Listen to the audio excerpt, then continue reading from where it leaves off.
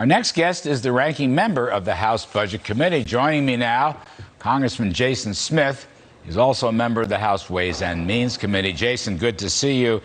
You know, Jason, this is just me, and I want you to comment because you know the details and you know the politics.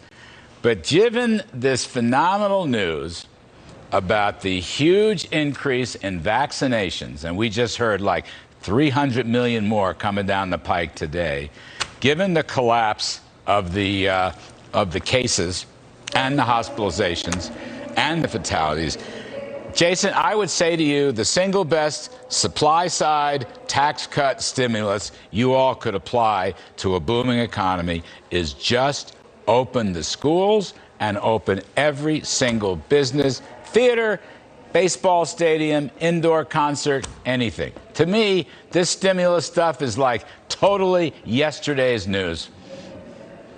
Larry, it's great to be with you, but I couldn't agree more. What Americans want are for these blue state lockdowns to end, to send their kids back to school, and where they can go back to work. But instead, this $1.9 trillion Biden bailout bill, as I would say, only spends less than 9% of all the money just to make sure that there's vaccination, healthcare spending, shots in people's arms. It's all about rewarding Biden and Pelosi's friends. It's a payoff to the big state, the blue state governors. It's shameful.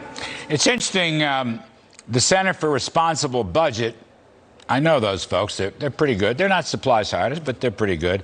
They're saying that only 1% of this whole total actually goes to vaccine distribution. 1% of $2 trillion.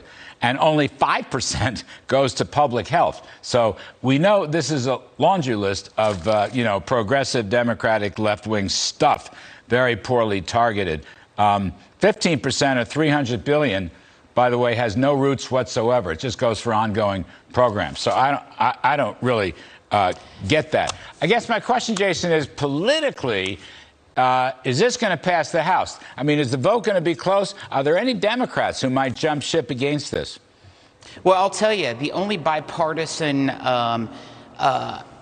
part of this legislation was in the budget resolution. There was bipartisan opposition. There were 2 Democrats that voted against it on the floor. Yesterday, in our 7.5-hour markup, we did have 1 Democrat that voted against it. I don't know if he meant to vote that way. Technology sometimes messes people up. But let me tell you, there's only a 5-seat majority in the House of Representatives. And if anyone with a clear conscience looks at this and sees that we have over $1 trillion in unspent money in the prior 5 COVID packages that we still can utilize, there's no reason for this $1.9 trillion. This bill is the wrong plan at the wrong time for all the wrong reasons.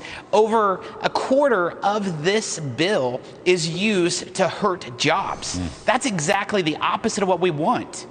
Jason, real quick, in the Senate, do you think it'll get through?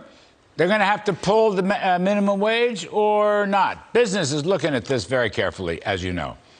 I don't think there's any way possible that the Senate parliamentarian will allow the $15 Washington mandate to make it through the Byrd rule. And even if it did, there are senators that have spoken that they will not support it, Democrat senators that said that they would not support it. And so it looks like they're quite possibly it'll either fail or there's going to be a rewrite sometime. It might possibly be Speaker Pelosi in the Rules Committee this week. All right. Budget expert Jason Smith, ranking Republican on the House Budget Committee. Thank you, sir.